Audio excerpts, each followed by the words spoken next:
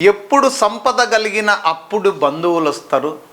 ఎట్లనగా దెప్పలుగా చెరువు నిండిన గప్పలు 10,000 చేరు గదరా సుమతి అనే పద్యం వినే ఉంటాం కదా.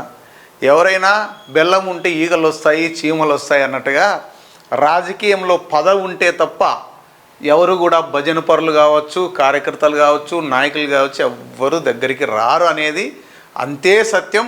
ఈరోజు పొద్దున్నే పేపర్ ఒకటి చూస్తూ ఉంటే ఏదో ఇట్లా కనపడా, ఏందబ్బా మాజీ అవినీతి మతనం, ఎవరి మాజీ అందరూ దూరమై ఫ్లెక్సీ కట్టేవారే కరువై అంటే వాస్తవాలు కదా. ఇప్పుడు ఎమ్మెల్యే అయినప్పుడు ఉన్నది, ఎంపీ అయినప్పుడు లేదా మంత్రి అయినప్పుడు ఆ ఉన్న హవా పదవి పోతే ఎవరు ఫ్లెక్సీలు కాదు కదా, ఇంటి దగ్గరకు కూడా రారు. ఇది వాస్తవాలు ఇవన్నీ.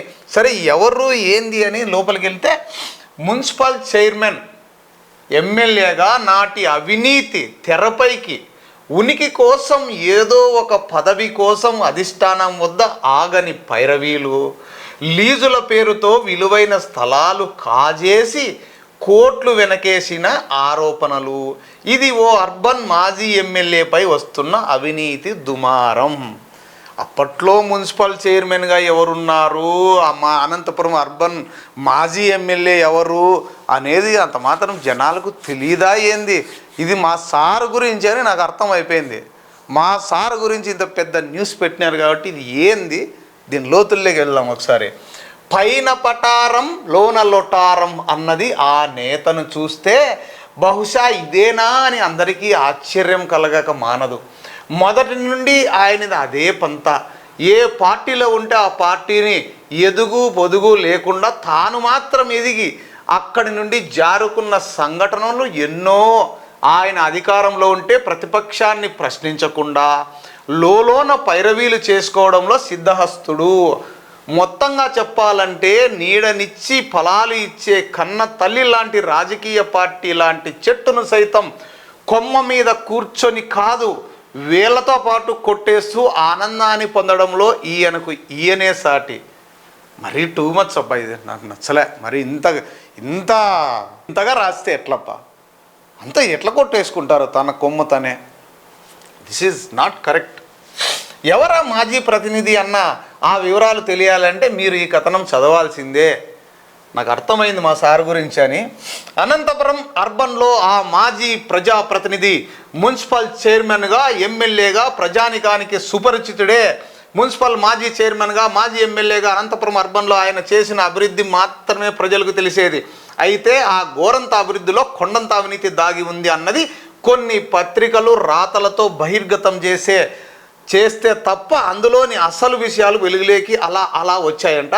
మున్సిపల్ చైర్మన్గా, మాజీ ఎమ్మెల్యేగా చాలా అవినీతి చేశాడని తెలిసింది. మున్సిపల్ చైర్మన్గా ఉన్న సమయంలో అనంతనగరంలోని విలువైన స్థలాలు లీజుల పేరుతో మాయం చేశారని, ఆ లీజుల ఫైలు కూడా అనంత నగరపాలక కార్యాలయంలో లేకుండా చేశారన్న బహిరంగ విమర్శలు నేటికి వినిపిస్తున్నాయి. ఆయన అధికారంలో ఉన్నప్పుడు మాత్రమే గుర్తొచ్చే ఆ శ్రమదానం మాటనే అన్ని వర్గాలను అటువైపు మళ్లించి నగరంలోని విలువైన ప్రభుత్వ స్థలాలను ఆయన అనుచరుల పరం చేసుకున్నాడని విశ్వసనీయ వర్గాల సమాచారం. అదేవిధంగా ఎమ్మెల్యేగా ఉన్న సమయంలో సొంత పార్టీకే వెన్నుపోటు పొడిచేలా అర్బన్లో అభివృద్ధిని కుంటు పొడిచి వర్గ పోరుకు తావిచ్చేలా వ్యవహారం నడిపారని సొంత పార్టీ వారే విమర్శించారు. అనంత అర్బన్ పరిధిలో అద్భుతంగా సాగాల్సిన అభివృద్ధిని అప్పట్లో అడుగడుగున అడ్డగించి ఎక్కడ వేసిన గొంగలి అక్కడే అన్నట్లుగా ఈ నియోజకవర్గాన్ని మార్చాలని సొంత పార్టీ వారే విమర్శిస్తున్నారు. అయినను ప్రశ్నించిన ఆయన అవినీతిని వేలెత్తి చూపిన సొంత పార్టీ కార్యకర్తలు, నాయకులపైనే అక్రమ కేసులు పెట్టి వేధించారన్న అపనిందన కూడా లేకపోలేదు. ఆ అవినీతి ఆరోపణలు సొంత పార్టీ వారిపై పెట్టించిన అక్రమ కేసులే నేడు ఆయనకు రాజకీయ సమాధికి దారి తీశాయని తెలిసింది. ప్రస్తుతం కూడా తాను అదే పంతాను కొనసాగిస్తూ లేనిపోనివి అధిష్టానానికి వల్లెవేస్తూ అనంతపురం అర్బన్ పరిధిలో అభివృద్ధికి మళ్ళీ ఆటంకాలు సృష్టించేలా ప్రయత్నాలు చేస్తున్నారని తెలిసింది.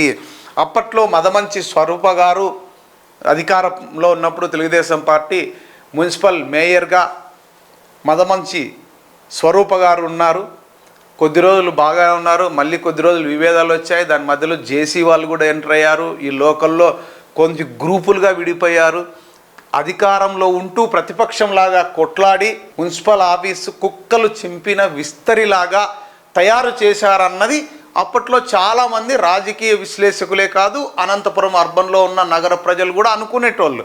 ఎందుకంటే జేసీ వర్సెస్ వైకుంఠం అనే విధంగా ఉంది. మధ్యలో పరిటాలలో ఒక పక్కన, జేసీ వాళ్ళ ఒక పక్కన ఈ ప్రభాకర్ చౌదరి చాలామందికి కొరకరాని కొయ్యగా మారారు అన్నది నేను చాలాసార్లు విన్నాను.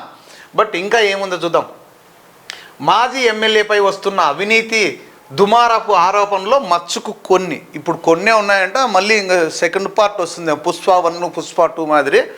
అనంతపురం నగరంలోని రామ్నగర్లో గల ఆయన నివాసానికి ఆనుకొని ఉన్న బహుళ భవంతి కింది వైపు కమర్షియల్ కాంప్లెక్స్ను హౌసింగ్ సొసైటీ పేరుతో, అంటే ప్రభుత్వ భూమి అని తెలిసింది. అవునా?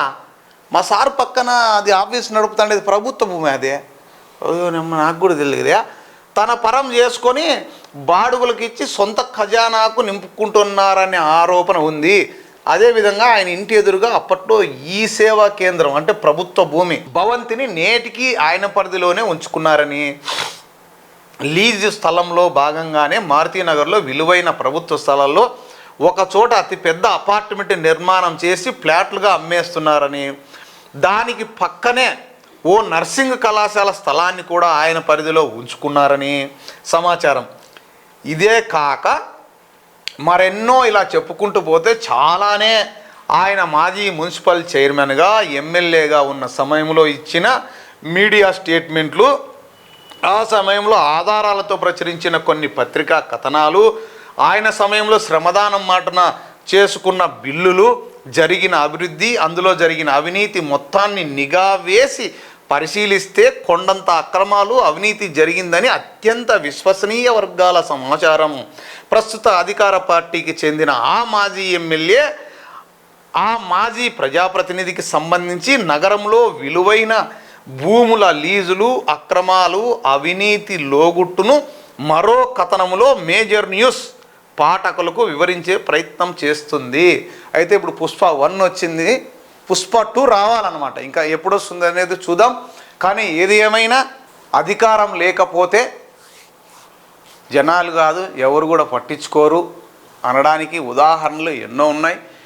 ఆ ప్లేస్లో ఎవరున్నా, ఆ స్థానంలో ఎవరున్నా బెల్లం ఉంటేనే ఈగలు వస్తాయి. అంటే అధికారం ఉంటేనే కార్యకర్తలు వస్తారు, మనుషులు వస్తారు, పని జరుగుతుంది, అన్నీ ఉంటాయి. అధికారం లేకపోతే, అంటే అధికార పార్టీ ఉన్నప్పటికీ పదవి లేకపోతే ఏ విధంగా ఉంటుంది? మరీ అధ్వానంగా ఏంటంటే ఫ్లెక్సీ కట్టేవారే కరువైనారంటే ఎందుకు కడతారు ఫ్లెక్సీ? ఇప్పుడు డబ్బులు ఏమన్నా అప్పుడు ఎప్పుడో ఫ్లెక్సీలు కట్టినట్టువే ఇంకా బాకీ ఉన్నారంటే ఇప్పుడున్న మాజీ ఎమ్మెల్యేలు అయినారు కదా, చాలామంది ఉన్నారు. అప్పట్లో పాపం అధికారంలోకి వస్తారు కదా అని ఫ్లెక్సీలు కట్టి కట్టి కట్టి ఎమ్మెల్యే అయింటారు. ఎమ్మెల్యే అయిన తర్వాత కనీసం ఆ ఫ్లెక్సీలకు వడ్డీ కూడా వచ్చిండదు. వాళ్ళే కొట్టుకుంటున్నారు. ఆ ఫ్లెక్సీల డబ్బులే ఇప్పటివరకు రాలేదని మళ్ళీ ఫ్లెక్సీలు ఎందుకు కడతారు చెప్పండి? ఫ్లెక్సీలు కడితే కనీసం ఎవరైనా ఆశిస్తారు కదా. ఏదైనా పని చేసో, వెహికల్స్ పెట్టో, అమ్మడి తిరిగో, జిందాబాదులు కొట్టో, జెండాలు వేసుకోనో, కండువాలు వేసుకోనో, మనుషులను తోలుకొచ్చో, ఇవన్నీ చేసిన వాళ్ళకి ఏదో వర్కౌట్ అవుతుందని ఆశతో వచ్చింటారు. వర్కౌట్ కాకపోతే ఇంకెందుకు కడతారు? అధికారంలో ఉన్నప్పుడు కట్టినవే డబ్బులు రాలే మాకు, మళ్ళీ ఇప్పుడు కడితే ఈ ఫ్లెక్సీలు డబ్బులు పెట్టి మళ్ళీ ఆస్తులు అమ్ముకోవాలా అనుకుంటుంటారు. నిజమే కదా.